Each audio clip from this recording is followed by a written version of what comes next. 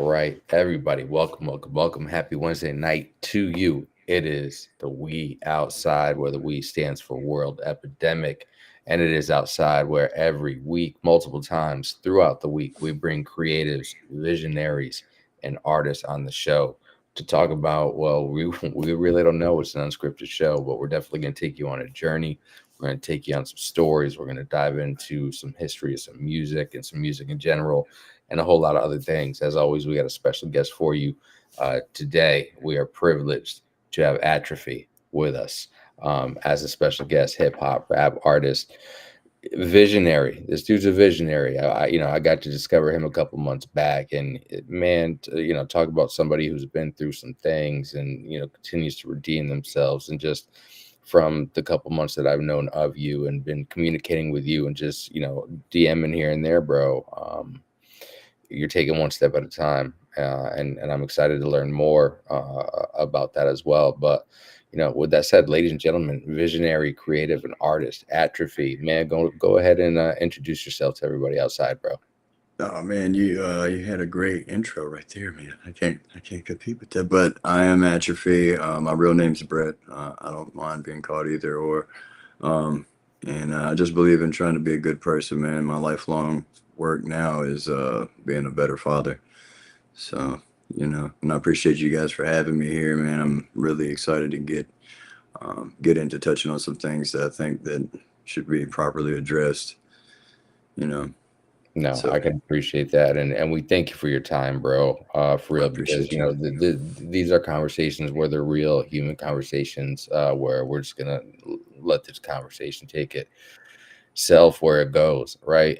So we appreciate your trust in having that conversation with us. I know Dooney's gonna try to pop on here when he gets done with work here in a minute, but we appreciate the trust, man, because especially in a world that's filled with a lot of different things, man.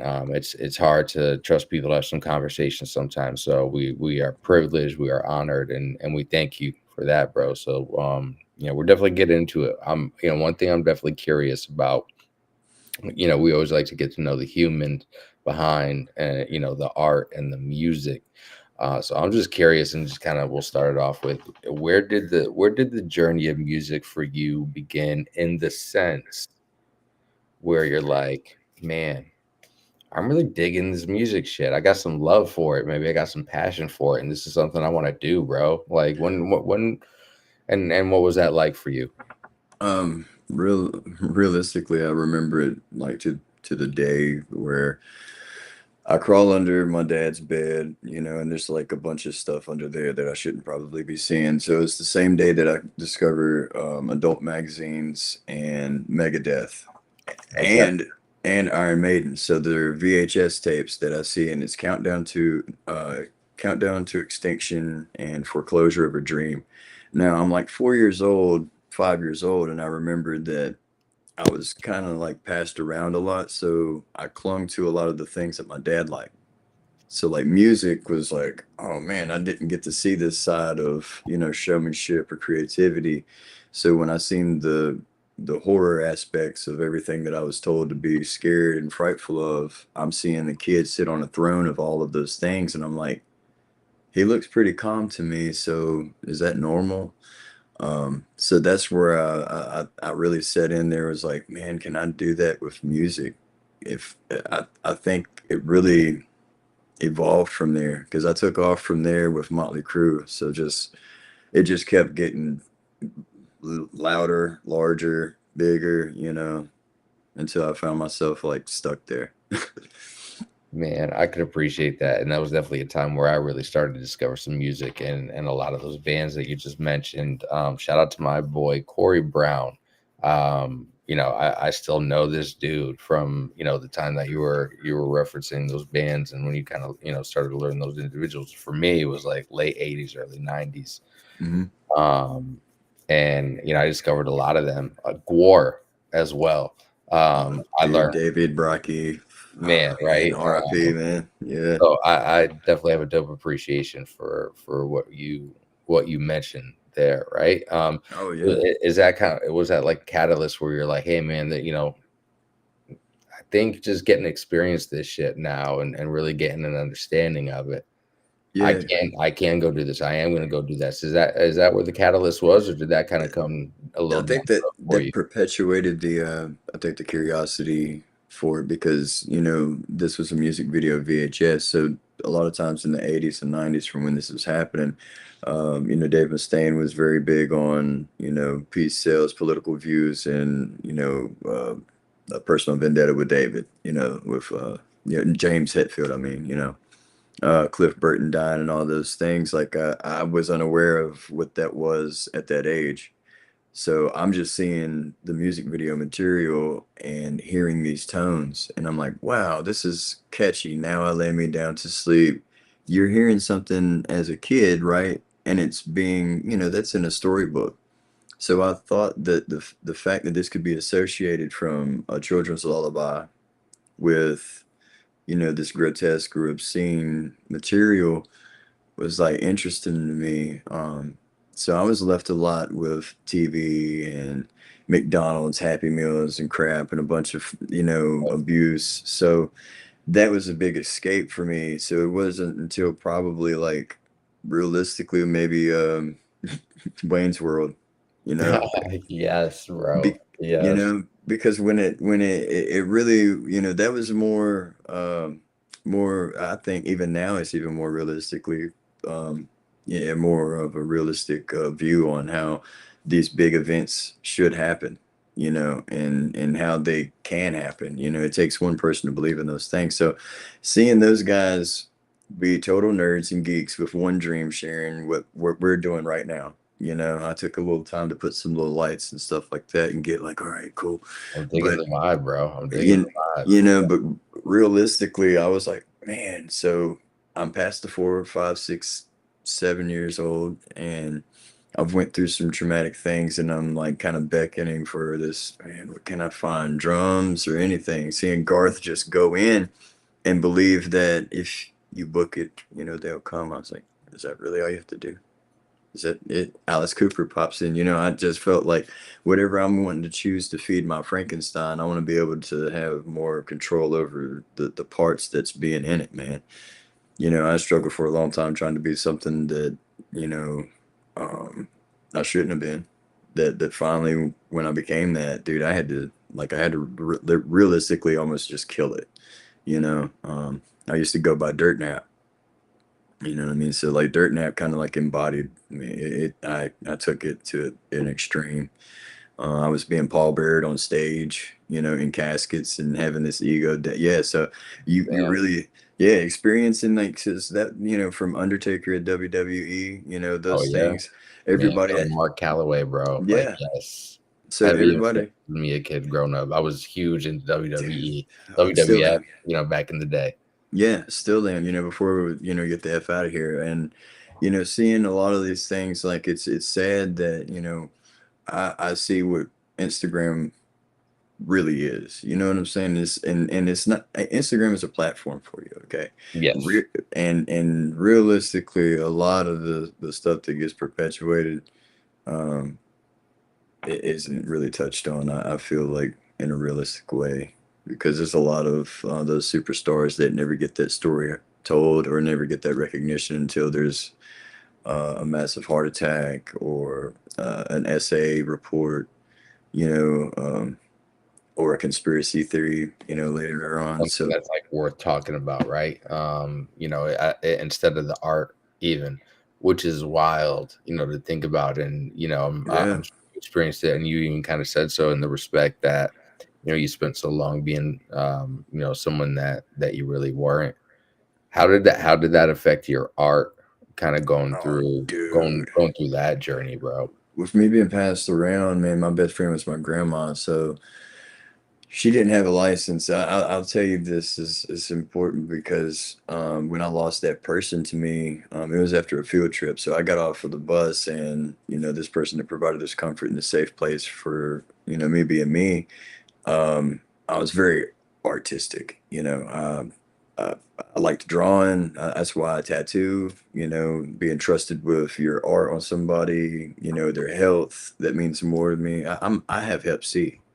You know what I'm saying? Yep. So I disclosed that, and I still, you know what I mean? Like I still tattoo, I do my thing. And I was always drawn, so I found this this the same value that my dad had. And I would be in the same tattoo shops and I would draw tattoo flash. And I think when I lost my grandmother and I wasn't able to go to a basketball game that I won tickets for drawing. This logo is for Wake Forest.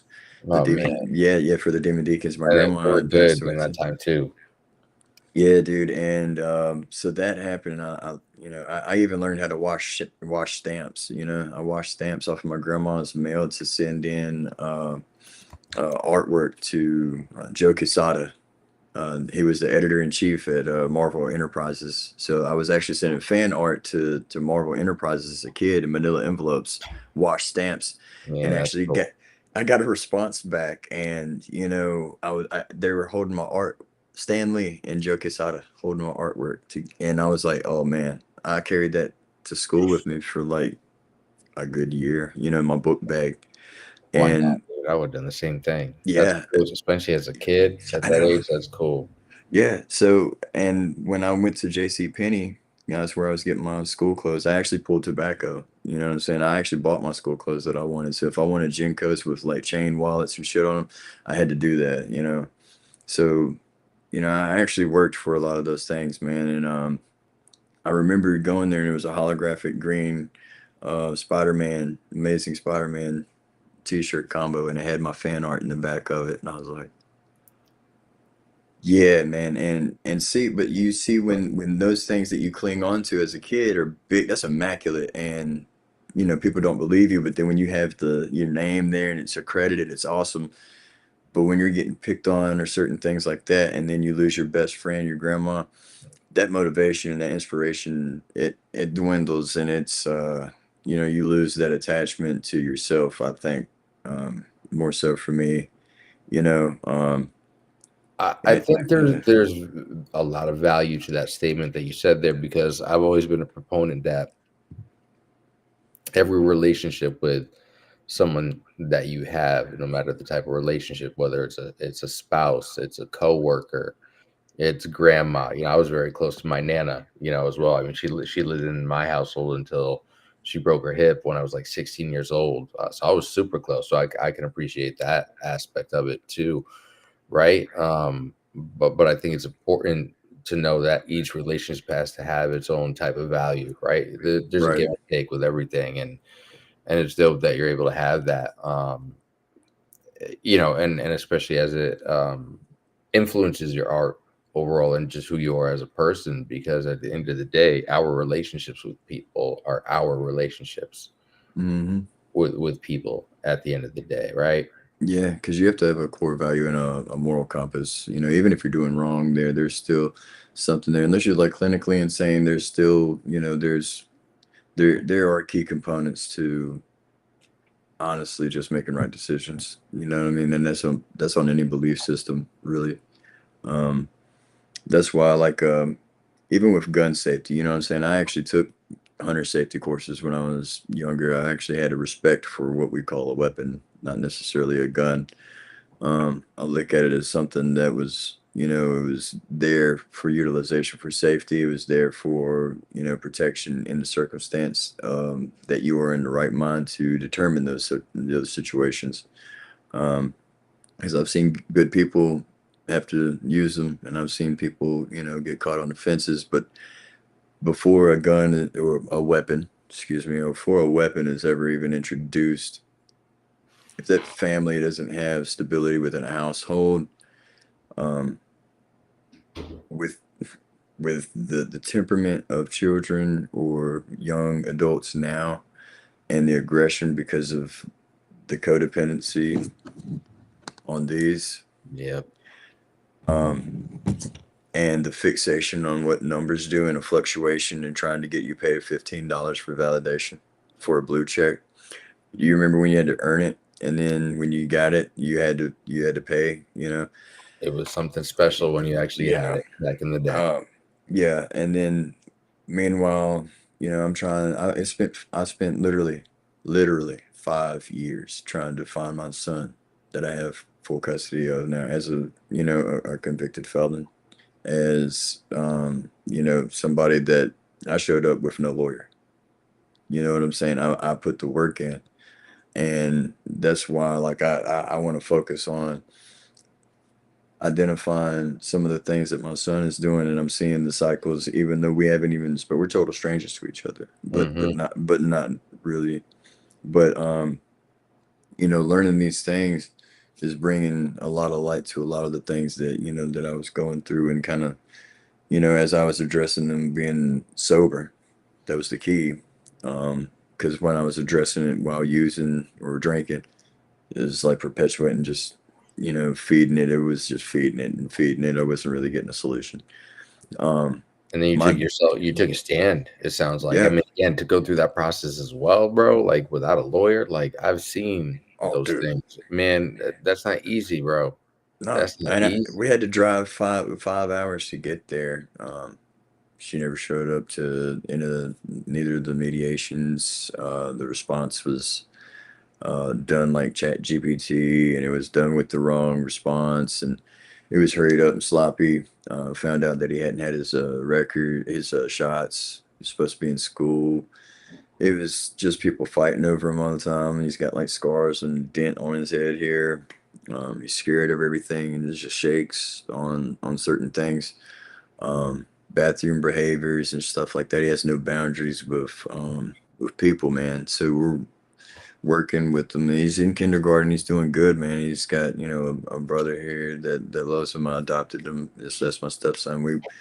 So I've had to actually stand twice in front of a judge, and one of those times I got to stand behind where the gavel is, bro, behind the podium, and to be on that side of it without handcuffs, bro. Like, man, I went from from picking up syringes and banging So right now um someone's literally giving you, I mean, your child a nonetheless, but child. the actual law is being like Yes, yes, man, that. and That's got to. I mean, not only are you talking about a complete 180 and a redemption as well, right? That's obvious, and we'll certainly dive into that. But what's it make you think when you talk about it? Because being a parent, it's not easy, bro. It's no. not easy, bro. And it's tough, right? Because growing up, we were always told, from society standpoint, you got to make sure your kid has it better for you, or maybe that familiar, or even you just had that belief, right? But Yeah, think I think people misconstrue what that means, right? yeah. It's not necessarily the sense of What more money or a bigger house or bigger that. It's to me anyways, being a it's parent. logic. It's logic, and what is conceptually safe for stability. Anybody can get into, because we've all done this, I think, from where I'm at. Anybody can slide into a house and get the rent for that first month, but can you Yep. maintain it? Can you maintain it? You know what I'm saying? So that's where a lot of those core values, that's the in your environment, where it was introduced to you during the early years, with the elasticity of the brain development and the elasticity of the perception of those problems that are constantly on the daily. You know, True eh, story, bro. we don't really realize, even if you're not laying hands on a child, if you're punishing and doing instant consequence for that moment or whatever, whether it's like roadblocks or doing this stuff or playing with your phone, you allowed access with the phone. If you're not taking proper steps to do what's necessary to teach, you have to teach. You know what I'm saying? So as frustrating as it can be, you know what I'm saying? This is that the child did not. If he could go to court and represent himself, he would win a case and be able to sue you for un for what is it? Non-consensual existence. How about that? Man, Because he well, didn't ask well, it's for so it. crazy that you put it that way too, because it's so different than, and don't get me wrong, yes, I know there's evolution and things change, but how vastly different it is. Like it was funny. I watched oh God, what's that movie that I just watched with my wife? Idiocracy. Idiocracy. With God, Luke Wilson. Luke Wilson, Okay. and you know what I'm talking about, right? Yeah, pretty. Like, bro, I Yeah, really feel like, where the dude gets frozen with the prostitute played that's by right. Maya Yeah, Rudolph, and then they end up like 500 years in the future. yeah. Like, I really feel like we're heading there, bro. Like, and I'm Oh, happy. I'm hoping, but I'm happy that it doesn't seem like I'm gonna be around for like that. But like, uh, and just from, I think it's crazy, right? Because everything is a double-edged sword. When you look at the I don't even know if you want to call it the news cycle, the social media cycle, because that's what yeah. runs. There's no news. There's none of that shit. You You tell know, me. You tell me an existing news channel that doesn't have a number in it. Just tell me one. bro, This, for real. because most people are like, I don't even know what county I live in. I'm like, oh, okay, cool. Netflix doesn't stream channels for news. It's it's wild, but I think it's Dude. there's a lot of things wrong, right? The system foundationally is just broken, right, in this Yeah. country. But two, then when you have other systems on top of it designed to divide and conquer or keep people down, or like it's hard, bro. Oh, I know. I ended up living. Me and my wife were in San Francisco, and dude, you wouldn't believe the God, man, the language barrier on getting a license, on a license, and it was at San Francisco and Los Angeles, DMV. You would stand there for hours and then finally get to the desk, and then I would need a translator to tell the lady that was supposed to be helping me just get a replacement ID, and then I would have to wait 6 months. I would get on food stamps. It would get like never started, and I don't know how many times I would be out there hitting people with Narcan. Uh, Dude, I got drug into a subpoena for a shooting that happened outside my hotel. I was in areas where it would give you a red light on the air quality and not to go to because of fentanyl exposure. I was working security at Music City, San Francisco at nighttime because there's people that would come by and do drugs and overdose in the alleyway. Um, and that there, dude, it's if you're not accustomed to those kind of things, then most people, oh my God, I don't know what to. Mhm. Eh, And that's where I realized, like, hey man, the exposure to those things that I had at a young age really influenced a lot of the route and the normalization of things it's not it's not right. It's not, and it's really up to us because a lot of the system, yes, it's very flawed, but I've found just with my wife, like saying, "Hey, man, you need to calm down, man. You being while you have valid points, you need to put that shit in paper." I'm like, okay, but I've actually seen her get those responses like from these people because when you do push paper, that shit does it has to land on it has to land on somebody's desk, and I don't care if it ends up in the trash can because somebody's got to take the trash out. Um, the thing is, Going somewhere. if enough people get that trash can filled up with the same damn grievance and the same dude, how many people are sitting there with their kids and are making these frustrations and taking these this attention on, yeah, Roblox is horrible. Any gateway that's allowing a platform for a kid to be abused in any kind of Bro. way, not good. So very much against that. But are you on a PTA meeting? Are you showing up at the kid's school? Are you allowed to? Are you being an engaged parent, right? Are you in a clear thought process to even interact? Because there's parents that lack that.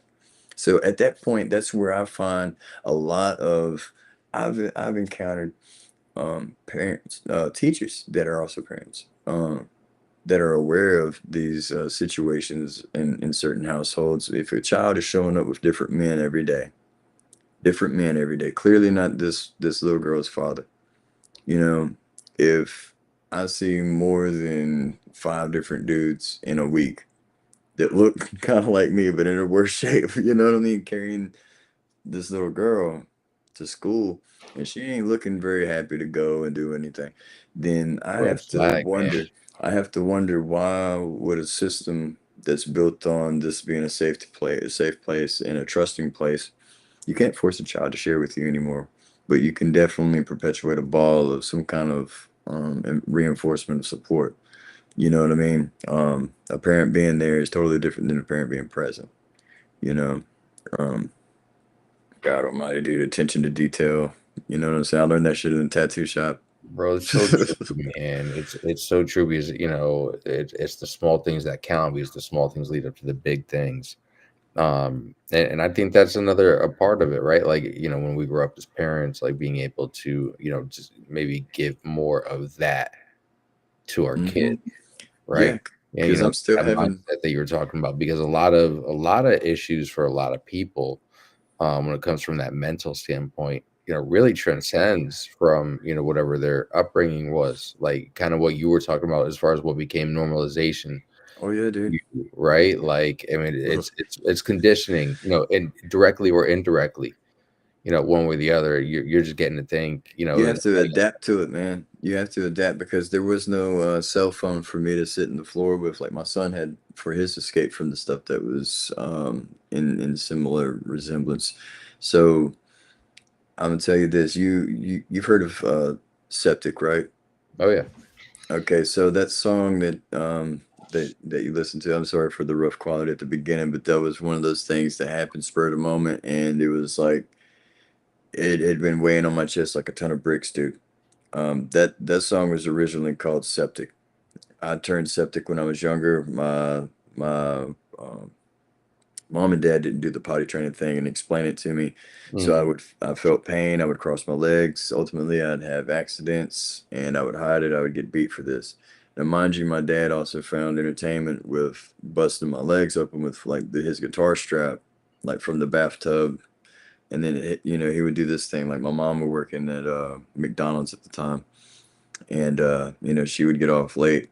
Dude, I would ride in the junked out, trashy floorboard of his Camaro to go and get her. No, even with there's seats there, but nah, it's just junked and ragged out. I'm sitting on top of old moldy ass burgers and nuggets and shit, and you know, that's normal to me. You know what I'm Yeah. saying? And um, I'm I remember getting pulled out from school like during this time and I was getting picked on and bullied and shit because I was the only kid taking pull-ups and wipes and stuff to school, so I was getting bullied for that.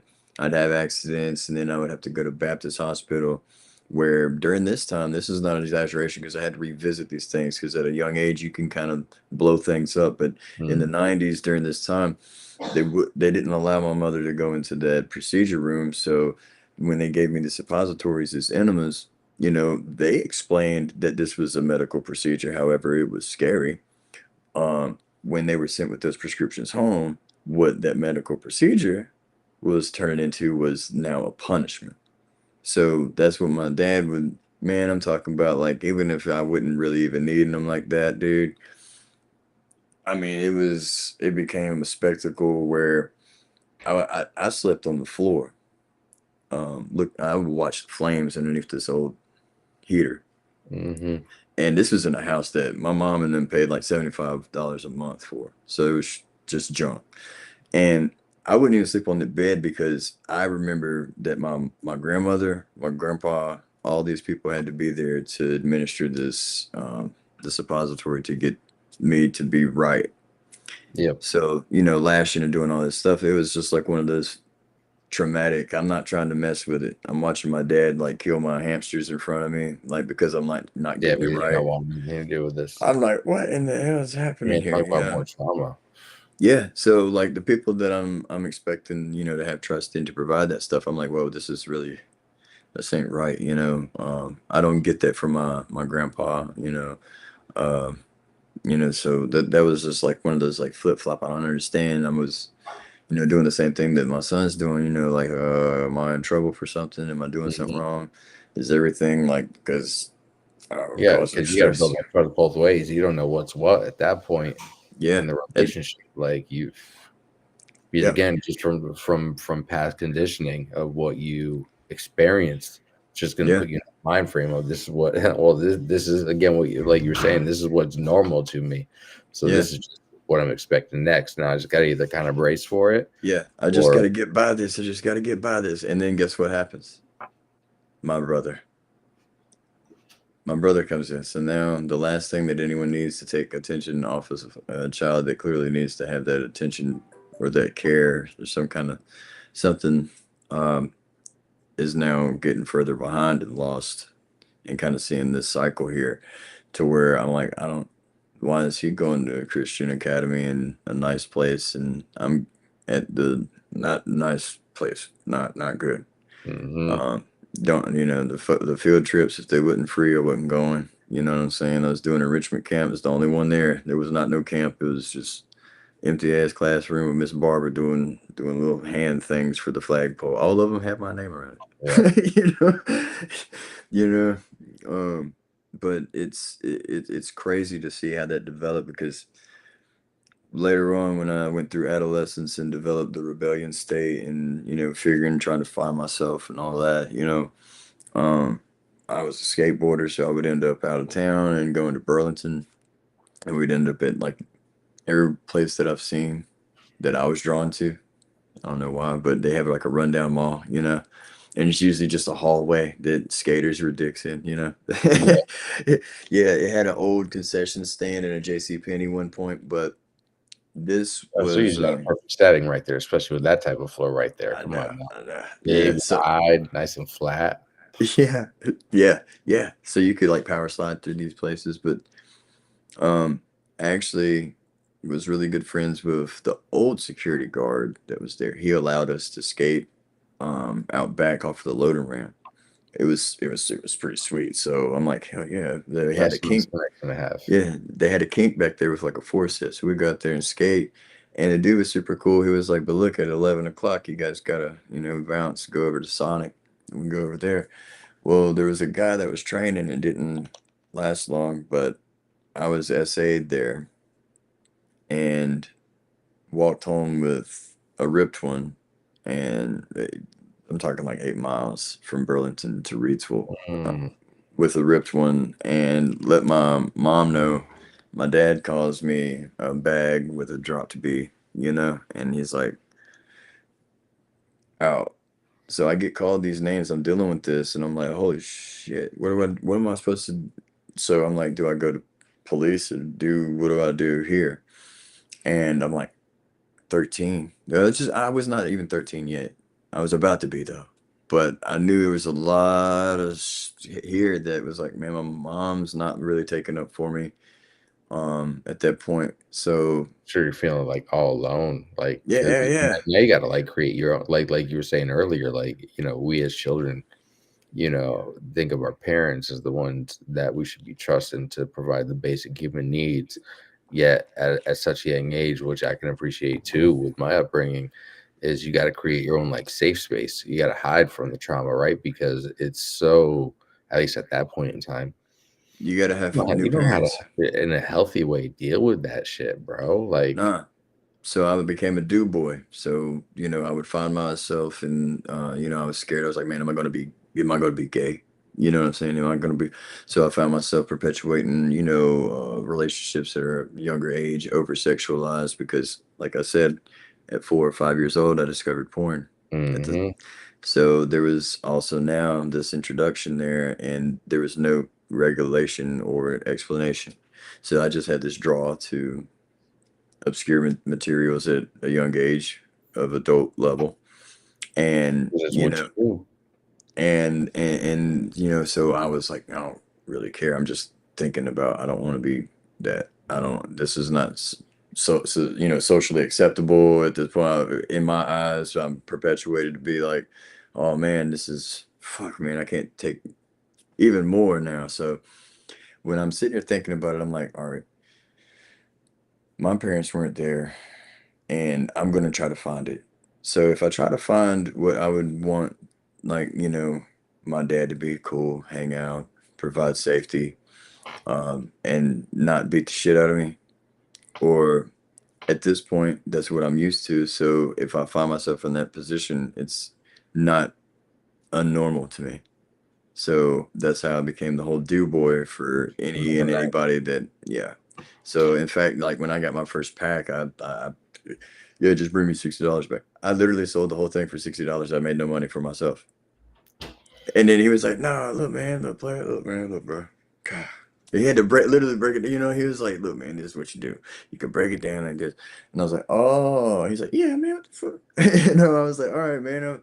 I knew. I'm sorry." He was like, "Yeah, I can tell." You know, so when I start thinking about this, I'm like, I was a knucklehead, dude. I didn't want chains and stuff. I was already pulling tobacco and working hog farms and shit, cutting like pigtails and working in soybeans and getting my bootstrings caught in augers and having to roll around to keep Mm, my ankle from getting broke. You know what I'm saying? Like, yep. you know, I was trying to figure out how to do these things to take care of myself, dog, because Who else was going to? I was like, you know, Ronald McDonald didn't save me. I ended up having to leave it and live at the high school underneath the bleachers because it was within walking vicinity of the Y. And the Y is important in this because I could run to the pool shower and be out of there. And dude, I had like two or three pairs of clothes. That's literally it. I would stay under the bleachers. Why? Because after the football games, if it was home, I could have something there. I would literally go through dark soda cups and put the darks with the darks, and I'd have almost a full soda. I would get chili cheese fried remnants and shit, bag chips. Dude, hang out till 1:30, 2 o'clock, smoke or whatever because I didn't know how to roll. You know what I mean? I was just hanging out and didn't want anybody to know I was like this homeless kid staying at a playground or at a playhouse, the one of the play pits at McDonald's. You know, almost caught it on fire. You know what I'm saying? I'm like, yeah. So yeah, that was 12 years old. I'm trying to smoke crack out of a Seagram's gin bottle. Yeah, yeah, with two matches and like this like cashmere corduroy jacket thing. It was not a good idea, you know. But that was I shouldn't be doing that shit at 13 years old. You know what I'm saying? Like it's You're right, but again, you really didn't know any better, bro, yeah. because that was what you knew. The thing is, I knew better. You know what I'm saying? It's like I do know better, and I did, but the choice in bypassing it, I'm not able to reflect on that at that point. You know what I'm saying? The circumstance of where I But was yeah, you at, can't process how you even supposed to yeah, reflect. yeah. So that's where right now I can reflect at that and take it for where I'm, where I'm at in my journey and where it's continuing. During that time, obviously, no, I just wanted to be warm, and realistically, I smoked crack all of like two times at that point. Once was by accident. So I was like, well, what the fuck's the power? What's the fuss about? And then I was like, man, I'm warm now, and I can't help but be warm. And I'm watching. I just set something on fire. Now I'm like, oh God, I'm paranoid. I'm like, you should be because what you just did. So good job, I learned all the wrong ways, man. And by the time I like met back up on trying to get something solid with my parents, it was when I was being taken out of school. And, at this point there was suicide attempts. Um, there was an infatuation with death. There was like this just closeness to it. It didn't matter. Rotten.com was out. Um, my dad scrolling on that, if he was on that shit, then I was obviously gonna be like, whoa, whoa, Or what's what going the, on? what Yeah. is that? Oh my God. Why would you, oh no, and I can't explain, why, a lot of that stuff does, draw a lot of the attention, but it's just the realness that stuff does exist, you got to be aware, and that's what I've man, that's been my word all this week. I'm going through toddler age and puberty at the same time, and the middle child is my daughter, dude. So, and yeah, and I've got A one, handful. yeah, That's a and handful right there, yeah, bro. I'm still tracking my oldest down, bro. That's been a 12-year search. 12 years, dude. I'm talking about this has been my life's work, bro. So I shit you not, man. When I tell you, like, hey, man, this is like there were lives um that were not asked to exist that are that they're suffering consequence, abuse, neglect, and lack of voice in the matter. You know what I'm saying? So, Yep. um, dude, that whole journey took me to substance abuse and being pimped out. You know what I'm saying? Literally. You know what I mean? I didn't even know I could dance until I ended up on a box with a stripper pole with hardly any lights and hardly any teeth. You know what I'm saying? Real shit. And that was how I got the teeth in my mouth, man. It was like I I was this low already. So it was like, well, if I do this, it was like, yeah, man, you got a body, you got tattoos. You know, I'm like, oh, okay, here I am at this place that I would have never thought. I'm in a South Park episode, you know, and ultimately the guy that groomed me, like, and that was not a term that was used. Hmm. It was just a guy. They were predators, actually. You know what I'm saying? Because Best word if you to use. if you're 13, 14, 15, 16, and there's a guy that poses as a photographer that is getting you wasted on jello shots at a club that you're not even supposed to be in, um, you know, and takes advantage of you after drugging you with, you know, a girl there that also perpetuated some trauma. You know what I'm saying? You got to think, what is this person who is also involved with it? This a domino effect and this ripple effect that gets like there, and then also provided like a wall of guilt and a wall of like shame and like embarrassment. I just had the 40-year-old guy pretty much just rape me there, you know. However we gotta, you know, Yeah. but you know, and that's nuts that I also got used to that because now that there's attention that's drawn to me that I wasn't used to, I'm now seeing that dude, Craigslist was not for buying cars and trucks when I was introduced to Craigslist. I was introduced to more than just a little bit of like surgeons. I'm talking about political people that were like of high stature. You know what I'm saying? Like unbeknownst to necessarily me, but while there's one guy collecting money and then I'm inside doing these massage things Hmm. or these favors, you know, I'm like, oh man, dude, what is? No, you don't have to lose your underwear. You can keep those. And I'm like, all right. And then the McFeely stuff, and then I'm like, all right, I'm making $200, and under the age of 17, I'm like, oh hell yeah, I can go get Cisco from Mr. Lee's grocery, you know, and then get pretty much like isolated and boxed off of anybody that actually knew me, relatives, friends, um, and not really realize because I'm caught up in this lifestyle of like, oh, hey, let's go party, let's go party. Dude, I'm doing ketamine. I don't even know what that is at the time. I'm like, what? Why does it feel like a panic attack? They're like, no, man, that's it kicking in. I'm like, oh, God, no, man. I Yeah, don't we like have it. no clue. Like Oh, something yeah, new to you, where like you said, usually at that age, kids our age are out there maybe doing some drinking and drinking yeah. on or some Or some maybe shrooms, weed man. or something. Yeah, Yeah, definitely smoking weed with Walmart receipts. You know what I'm saying? Like, and it didn't work good, but you know, um, and at that point we were peeling it apart. You know, it wasn't yeah, like, you know, I have a mechanic, you know, I have a medical card and I'm bored now. You know, I have to decide like, all right, do I need or is that a is that just a feeling? You know, so learn to not indulge so much and just kind of, you know, but those instances in my life, dude, they led me being stuck there in Winston-Salem. And that's why when I made that post earlier about that killer thing, man, I got I got drug into this ring of people from actually one person set it off from Daymark Recovery Center. You know how that can be when you're early into going to these places, a network of everything that you don't need.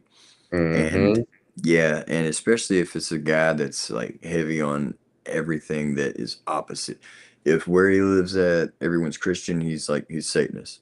All right, so even to the point when like 9/11 happened, he was having like he went ice, you know, all this stuff, dude. It was crazy. He went Taliban, all this extra. Yeah, you know, just a white kid in the server. His name's John. You know, realistically, his name was John, but most people they knew him as Pazuzu, man, and it turned out, man, that human even psyche is crazy. It's something different. dog.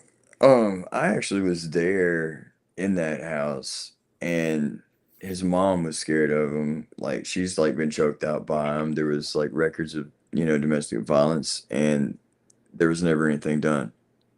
I'm talking about there was a homie, and I'm sure I can disclose his name, but there's a homie that he turned it in. You know what I'm saying? He's like, I can't fucking, he's doing music. He's a young guy, and we're all like, we did it. I was introduced to heroin through there, um, and actually mescaline, and it was Molly at the time, Molly caps, and I was, um, involved with a couple of guys that were with some green, and it was just like a party spot, man, and obviously this lifestyle had a lot of people that needed to cater to that lifestyle. So with clients in and out, any regular dope boy would have found this a honey hole. You know what I'm saying? You could literally not be involved with all the activities you don't want to be That involved ain't with. right, right. And yeah, and they could sit on the porch and they could drink and get like a good mix. Man, they get good mixed drinks and shit. Anything I'm you like, need yeah, is pretty much gonna be yeah, right there for you. Just like yeah. you said, you're at the spot at this point. So then I'm also seeing this. I'm like, damn, that's how I was supposed to do in school. So then I'm getting both sides of this. Like, hey man, why you over here and shit? I'm like, I don't know, man. Really, to be honest with you, because everyone was older than me.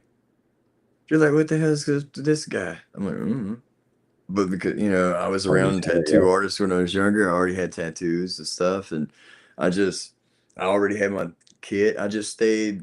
I don't know, man. I don't want to sound arrogant in this sense, but I had this cool kid thing. Just I didn't care what was going on. You could do your thing. Don't bother me. I'm It's all just here good. to be here. Like I ain't Yeah. bothering nobody. Nah, and in fact, if I wasn't doing a tattoo, I was probably graffitiing on that in the basement. But um, when I was there at Nob Hill House in Clemens, which is not far from Winston-Salem, dude, I got involved with that guy, and being there, just he talked about like killing like sex workers and just stuff, man. And it come to find out that even though it was reported and they searched that house, nothing, they didn't find the bodies for 5 years in the back of the house. And dude, I was like, oh my God, that was like one of those like epiphany moments where I was like, I was in the basement with that dude.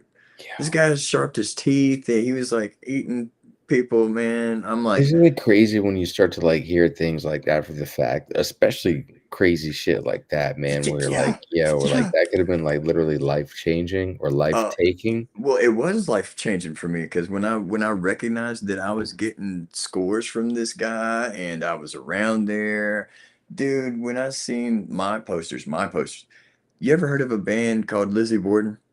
Yeah. Or not the serial killer, but the band. Yeah. All right.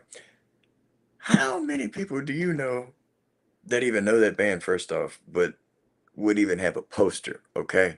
Extremely few. Man, I got cold chills, bro, when they played the police footage of going in Pazuzu's house.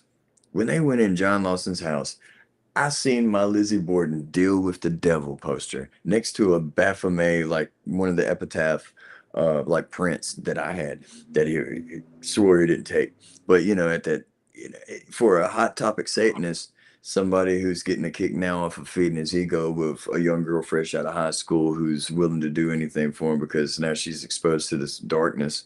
Um, it was crazy. Like even his mom like believed that he couldn't like he was going to kill himself if he didn't do rituals on animals and drink blood from them, man. And I was like, this is fucking what in the hell? No, dog, this is crazy. This is crazy as hell. Whether you This is believe that shit or not, man, you got to get that it looked at. happens. Yes, and when it's I'm like the police have this. Now there's why in the hell else would you have to seal search warrant files, man? You don't have to come on now, especially after the case is done and all this stuff. You already know how these things go. There's not even having to be a speculation. That's things that the young man who was taken, who was a father, a young guy who actually was around from time to time, especially with music. You know what I'm saying? A lot of us that was influenced with music, that's all we wanted to do, just go make music. It didn't matter if we ended up at a basement, and a lot of times it didn't matter if you ended up at a basement of a guy who looked like that. You know what I'm saying? Mhm. Um, because some of us at a young age also aren't taught the difference between theatrics and reality. And unfortunately, so much bad happens that's real, dude. Yeah. You have to explain that because like when I got with when I got Bishop, he was it's it's just slashing, it's hurting. He was drawing X's on the animals' eyes and stuff. Um, just really aggressive in his interaction with people. Is it's just there's no social cue there. It's very like just he's got an attachment disorder, man. So it's been very just pass off, and that breaks my heart because I pulled up for years. I'm talking about like driving years, like to get there to these points in where he lived, where I'm from, and hope to catch a glimpse of him. You know what I'm saying? Same thing with my oldest. You know what I'm saying? So if you're out there watching, man, I That's hope gotta be such a challenge, bro. And like dude. everything that you've ever dealt with, how is there even comparison, like chasing that feeling, so to speak, or hoping for that glimpse, even versus anything that anything else that you've dealt with? Nah, I can say 1,000%, man. I was in the military, and I've been doing music and ended up in spots that I would have never dreamed of. I've done shows with Wu-Tang members and got features with like awesome people, and I'm like those things that I started chasing at a young age during my you know dissolution of my reality like, at the time, I guess.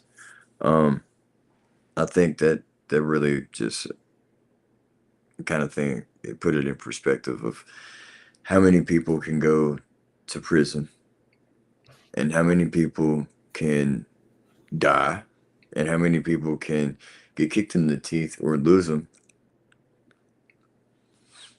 You know what I'm saying? And still be here. It's like it's on my face. I'm still here. You know what I'm saying? Yeah. So it's um, whether I was brung back and asked to be or not. My lack of self worth is totally like went up because achieving that, man, he's unaware. He was unaware of this stuff, and letting him know. Like I talked to his grandmother today. You know what I'm saying? This is my son's mom, like my son's mom's mom. So for Okay. some, yeah, so somebody to tell me literally, I'm glad that you saved him.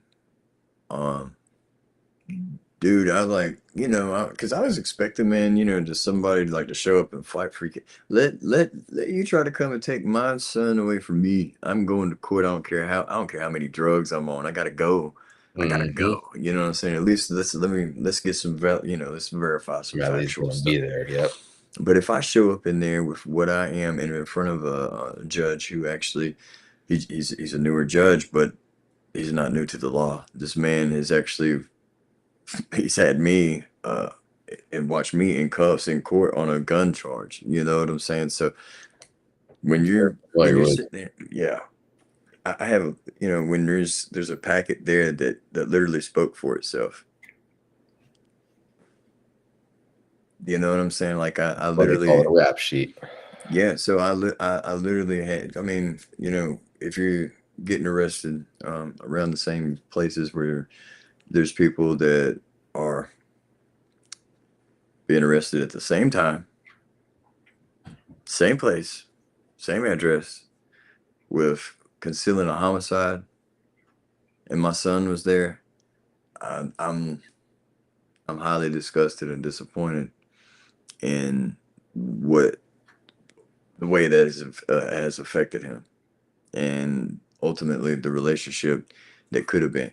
Because to those that aren't aware, if you are running from this stuff and are scared of it and don't know how to, just ask. Because if you're sitting there with Chat GPT making fake ass album covers and songs and shit, you can definitely take a little bit of time to figure out what do I do with this here? Something that's going to be here. How about just nobody really cares how many blemishes you got off of your filter because the little one that's standing behind you, not in the filter, watching, um, I don't know, probably Rainbow Friends or some kind of crap. It's like, when do you really decide that what you're speaking on is for the better part of that life right there that's in your hands? You know, you can't be sitting around. You can't be sitting around regardless, bro. Like I am now in a house, man. I'm now in a house. I struggle with chronic homelessness. I was living in a car, bro. I was paying $1,229, $1,229, and yeah, and 75 cents on one child and child support. Yeah, what? And I have so much in the rears that I'm trying to like, Yeah, what's up, bro? but guess what? I'm addressing these things. I asked them to audit my case because they're not they're I have a right to a modification. Yes, you do. So that's what I'm saying with these Knowledge is there, and systems. like you said, just like, with the technology or ChatGPT, like, if Do you're it. willing to take just a few minutes sometimes and pay the fuck attention and read, Be aware, dude.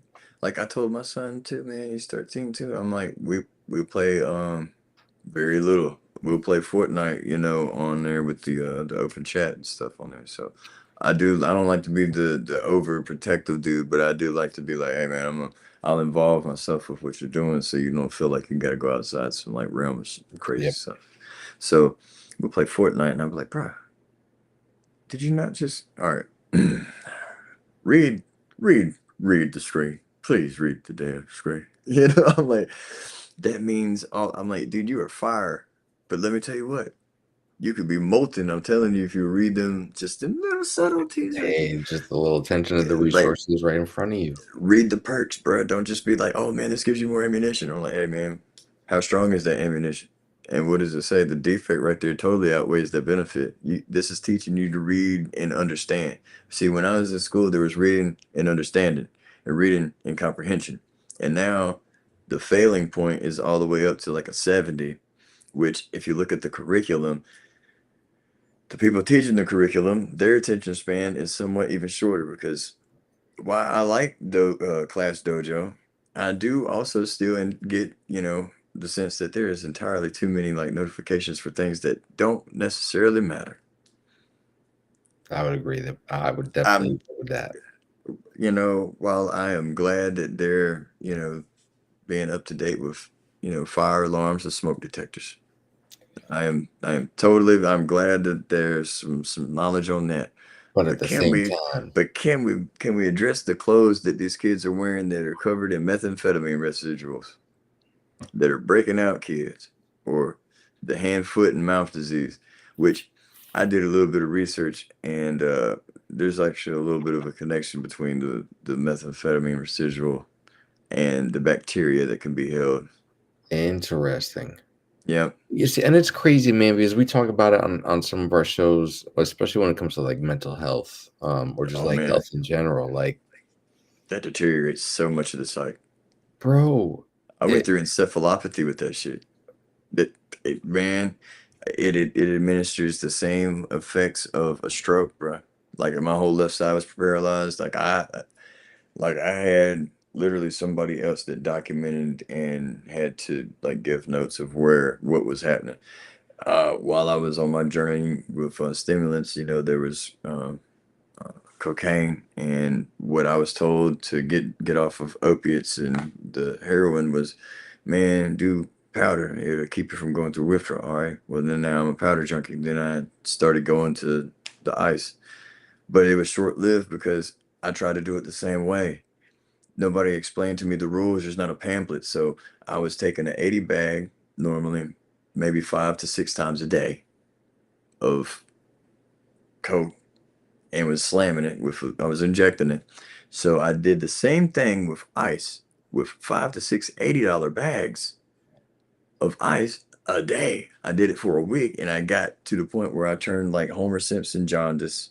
The blood vessels in my eyes had started to burst. My blood pressure got so high I couldn't hear. I had to have somebody there to drive me to the van. I couldn't, my fingernails turned black and I went out. They released me with a urinary tract infection. Yeah, after being admitted into like ICU there, and this was at Mission Health in Asheville. Okay, you were a statistic there, and they don't give a shit. You go outside, and if you can make it to Neil Dobbins, then good. But I followed up a party, and it turned out that I had non-alcoholic cirrhotic liver. The liver damage was that fast. It has no way to metabolize in your system, so it did Mhm. nothing but like kind of like start shutting my organs down. Put a lot of strain on my liver, which was already infected with, HEPs. So Yep. those things happen in circulatory disease. All those things were battling and being obviously addressed with pressures of life on life's terms and the environment that I've always found myself in and kept constantly being, a product of my own hell. Um, it was kind of just never ending, dude. Um, Well, and you know what's crazy? I heard this term. I was watching something last night. I don't remember what I was watching, but somebody was talking about the universe. mm, And they said the best way to describe the universe, because I think the context of the conversation was something about, good people being owed, or versus like how bad people, live these, good lives or long lives or whatever. And at the end of the day, all the universe is what do you call it? Described as pitiless indifference, which hearing it that way hit a little different, right? Because the mhm. universe just is, right? A lot of what you've been talking about has been choices that we can make, that you have made, throughout your life as well. And I just to hear that the universe is literally just a place of pitiless indifference, because if you really think about it that way, like I think that's a very debatable term to Oh yeah. give it. What are your thoughts on that, bro? Because a lot of it is choice, whatever we do or don't do. Well, 100%. Because the sliding scale, slippery slope thing is like, um, honestly quite apparent and in your face because that's how code is read. I mean, it's a total fluctuation of what does this choice do and how is it going to affect this next thing here? And unfortunately, it's not thought of that way. It's Mhm. very impulsive now, especially because of the addictive personality, so many disorders, so many health, so many groups for this and so many groups for that. While I'm an advocate for support systems and support groups, there's so many identities that just want identities that or groups that want identities to not really have a sense of direction for a cause. Sometimes it can be traumatic and overwhelming for somebody seeking that help, that doesn't necessarily have the tools or maybe even have uh yeah, there's so many different people, man. So sometimes just even saying it, they may not even have the ability to say it. There's people, man, that I've literally I can't run into them because they're bed bound, Yep. but I've literally came across these people that, man, if I was to even talk about my problems, and I've got some valid problems, I think, but I'm like, you know what? He's over here. That man just painted some cool shit over there with his mouth. You know what I mean? And like, he's selling T-shirts right here. Why in the hell can't you sell? Why can't I sell a T-shirt? I make cool music because I'm not putting it out there. I'm not doing that. I'm not focusing on that. You know, and I have to be real with myself sometimes and be like, hey man, you ain't got to be. You ain't a print press shop. You know what I'm saying? You're doing this to be able to showcase like what's on my mind, what is important to me.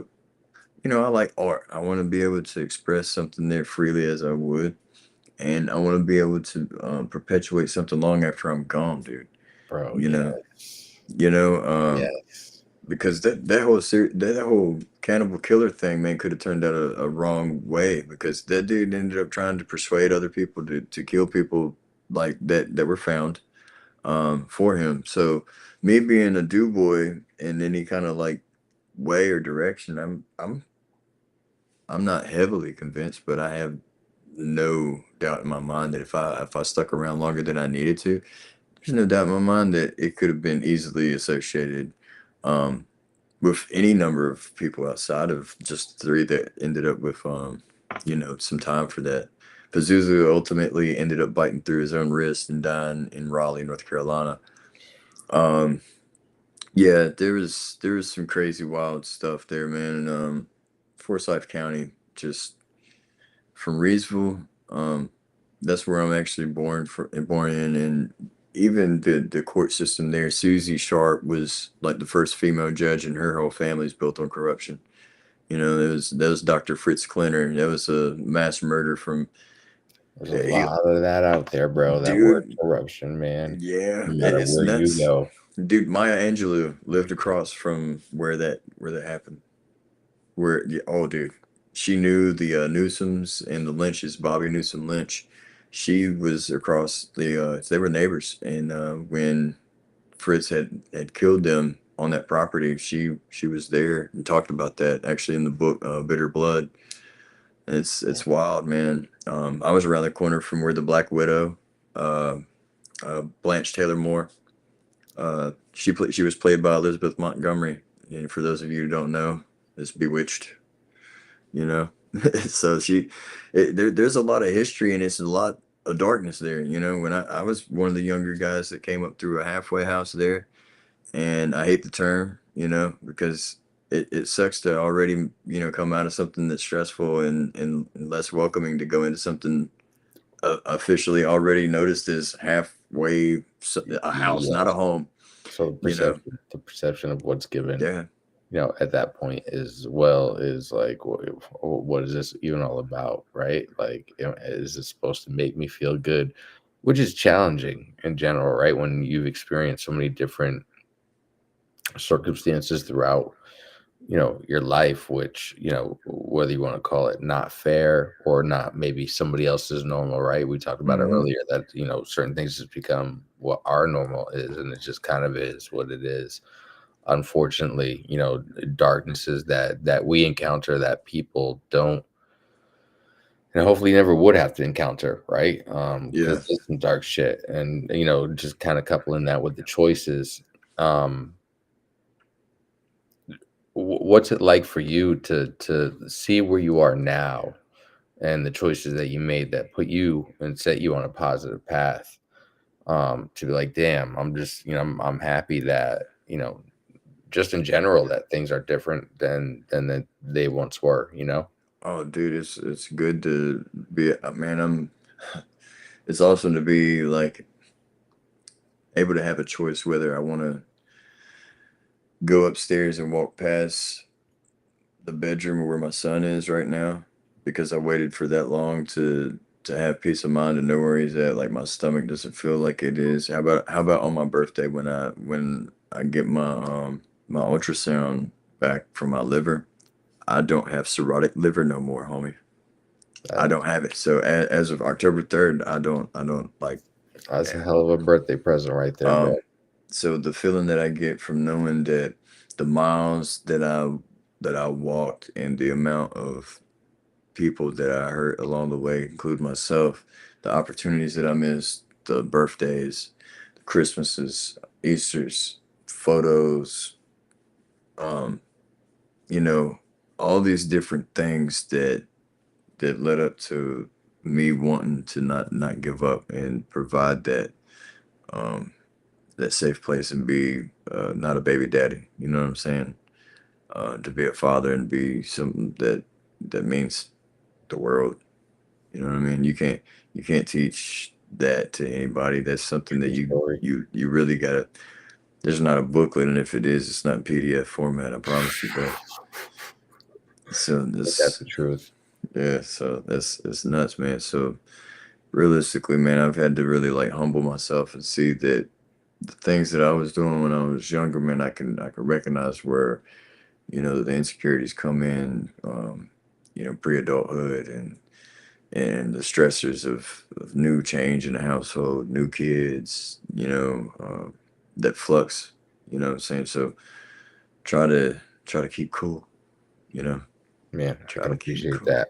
Definitely want to talk about your art a little bit before we start wrapping things up here in a little bit, because like we talked about during this conversation, between your music, you talked about drawing earlier, and of course mentioned tattooing. And who knows, maybe there's some other tricks in the bag, in your art bag that you got. But how do you or what's the difference? I guess you could say, or put it this way: what's like the main difference that you get, but also maybe like a similarity that you get from all these different artistic outlets that you Oh, have, at your disposal. oh, because the response is pretty much just I remember them all. It's awesome. It's crazy. Like even when I'm performing, I don't use the stage very much. I don't. I prefer it to be little because it doesn't matter. I'm like right there. I want you to know that I'm actually doing my shit. It's not. Hmm. You know what I'm saying? I may have a lower vocal track. I'm getting older with it. I'm being real with it. I'm like, hey man, I've watched these guys go do hardcore open mic for long enough to be like, hey, look, man. I use lower vocals now because I have done this since I was 13, and I'm not cheating. I'm not masking and turning my volume way up to the point where I'm having to battle myself. I stay on Hmm. point with my thing. I'm bringing sweat. I'm bringing energy. People are getting knocked down, not on purpose, but people are using camaraderie. I can't say that word very great, but they're showing Oh, it's a support. tough one, even for me Yeah, sometimes, bro. It's a yes, very tough yeah. one. But they're showing unity. How about that? Even through chaos, and that's where I like to do. I'm like, while I made a post about it, but while my content sometimes doesn't have always just positive features, selling dope was not a positive thing for me. Sleeping in a doorway and being in a cell with that same person later on who was convicted of an infant murder, like those things like stick to me where I'm like, hey, no, this is where I ended up at from doing these things. While it provides a catchy hook that somebody's going to sing here, I'm not letting my like 7-year-old roll around and be like, started with the powder and then I made a rock. I'm not teaching her how to re-rock. You know what I'm saying? Yeah. I keep a cap on my things here. You know what I'm saying? There's stuff that Well, and I it, think you make it's a good appropriate. point there too, though, bro, because I think it was D1. D1 had said something along Hmm. the lines of like he's like it's okay to rap about things like this. He's like it's a difference to like rap about them and tell the stories about them or Hmm. what your experiences were them. He's like, but then there's a difference when you're actually glorifying them. Yep. And I think that's the line, right? Especially when you talk about music and how that influences mental psyche, especially how much is out there these days and it's getting delivered to us in a way that wasn't the MTV days that we grew No, up no, in, dude. right? No, Or the no, no, radio. dude. So I mean, like, No, I remember Kurt Loder. I know MTV News. things stopped. Yeah. You've heard that, bro. Everything stopped. That was some Tonight legit we shit lost. going Yeah. on right there in that moment. Yeah. And I remember like Sway being on there and the little Hobbit looking dude too. But Carson Daly. I remember, but even before that, I remember all you got was like Sabotage and No Sleep Till Brooklyn. Where's the Beef? Miami Vice shit's coming on there. Yeah, yeah, just like the bro. I Those was were the born days in I when was born music in television was music television. Yeah, I was born in 1990, so like I remember like the stuff from the 80s that was like, hey, no, you need to still hold on to this shit. This shit's great. I'm like, oh yeah, it Yep, is. because Yeah, it then at is. night you'd be getting them on, VH1 reruns, like, Yeah, after, yeah, like, yeah. 10 VH1 o'clock on the classics. East Coast. Yeah, that's when Weird Al and all that extra stuff would pop on, Yes. and that's another thing in my journey too. Like I've gotten to go to these places that were experienced by those people. I got to go do the Whiskey a Go Go, the Viper Room where River Phoenix died. Yeah. Um, Ended up at Hyde Street where Tupacalypse was recorded. I sang Nutshell and got like 4 days of review time on it with the editor of Cocaine Bear and John Wick 4. It was nuts, man. It's just like music will take you places, but it can lead you places if you aren't aware of where your journey is, and if you don't have those values to hold you accountable, you could end up in some sketchy spots, man. And that's where a lot of my outreach goes. Like I can't go in Air Forces and wear nice shit when I go do outreach because like I'm hitting places that are like behind Goodwill and Yep. behind like Walmarts and stuff. While there is a guy that's flying a sign and stuff, I have to actually take it upon myself to see the bigger picture. That there's somebody dealing with MRSA, somebody's dealing with like shit, man. There's pregnancies that happen, and people do not get help that they need because they are spun. You know what I mean? And you. you don't know how to address situations like that with a woman who is, twacked and has a lifeless person there, trying to care for it. That's like one of those, like, what the? When you start seeing stuff like that, you really start thinking, like, man, the value of my life, I've got to make sure that I keep that up here because I lived recklessly for a long time and I didn't really care. I just, wherever I would fold, you know what I mean? No, man. Sometimes you just kind of go where the world takes you and the universe does take you because sometimes you don't necessarily have the power to make those right choices, right? Or the ones that you're making ones that you think you're making for the right reasons. Yeah, But you're able to learn from them, bro, and that's important, and that's part of your story and your path. And I think that's something that people need to just embrace, right? Because there's been people in your scenario or scenarios where they've not come back from that, bro. In yeah, fact, they've lost their life. They've taken their own life in yeah, some cases, honestly. And you even mentioned it as much, talking about suicide yeah, earlier in this conversation, and I commend you, bro, because it's not easy, bro. It's tough. It's a mental challenge for sure, but kind of like you alluded to, like you have the right mindset, you have the right motivation. On top of it, again, it does come back to choices. Like even if you're at your lowest of lows or what somebody else might perceive you at your lowest of lows, like, well, guess what? You're still here, you're still breathing. yeah. So Because you're still going to be at that point when, until you make that decision. And if you can't make the decision, get the information. You don't yeah, have to make a decision at that point because where you're at right now is probably not going to be as bad if you make a decision with the information. yeah, You know what I'm so saying? true, bro. It's literally right there at your fingertips. You know what I'm saying? You know how many people I see that like, what I'm saying, Gucci Mane shit, two chains and all these guys. Wow, wow, there's stuff that I like. But I've got homies that are like busting tail, man, that are just like that just to have a $50 or $75 to pay a gym fee to take and do bumps in a wrestling ring, and I'm talking about wrestling bumps, not the ones in the bathroom. You know what Yeah, I'm saying? And I'm like, I'm watching these guys do this and totally not get any likes, not one, not one. And I'm talking about that's like that fruitcake Christmas. You know what I'm saying?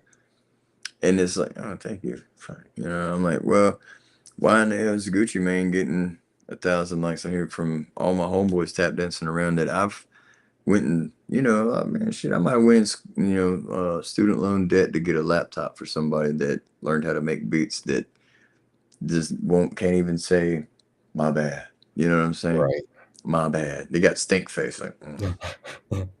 I'm like, bro, I'm like, literally, there's absolutely no excuse at this point because all that stuff that y'all was talking about, I was quiet for years.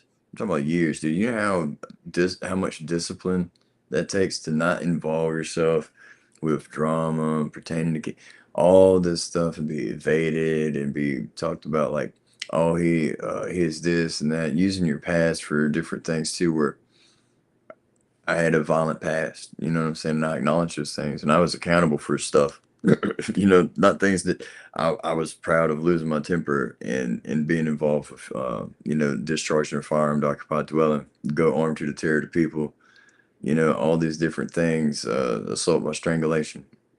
I'm like, bruh, I've ended up with jobs. I've ended up running halfway houses. I've ended up being accountable for more than a little bit. And you You got said the to, magic word, accountable, bro. yeah, Because if you can dude, be accountable, you could redeem yourself. You got to also tell yourself you're worthy yeah. at the end of the day too. Because if you don't allow yourself to be Yeah, worthy, it's gonna because I, bounce I come can't back. I can't look at everybody else that was involved while they played a critical, crucial part and it was negative. I have to look at the duality of this thing. I'm like, how much of this did I perpetuate? Like, how much of my fan base will I have if all that I'm perpetuating is to get rid of yourself or delete somebody that you don't like? It's right there in front of your face. Like, how do you get streams of you get people to like you? Yep, and then do it authentically because that's how you grow a real following, a real base. Yeah, yeah. And there's a difference between REAL and REEL. So REEL friends are fake. Yeah, put that in perspective. Real friends are fake. Man, Real friends are real. You know what I'm saying? So like, dude, you might need to just when you start saying, "Hey man, I don't get it, man. I just dropped off 1,000 followers." I'm like, it's because for one, they were weeded out because they did not interact with you. They're not relevant to your story, nor did they care or notice when you drop off. So pay $15.99, please. And we'll exactly. make sure that you get into a Hook and non-existent ladder. Hook algorithm. and ladder, Yeah, yeah. So I mean, if you want a hook and ladder, you can go to Firehouse, and they're actually half the price. bro. And they're pretty good. They're pretty Yeah, good. They're yeah, not bad. They're not yeah, bad.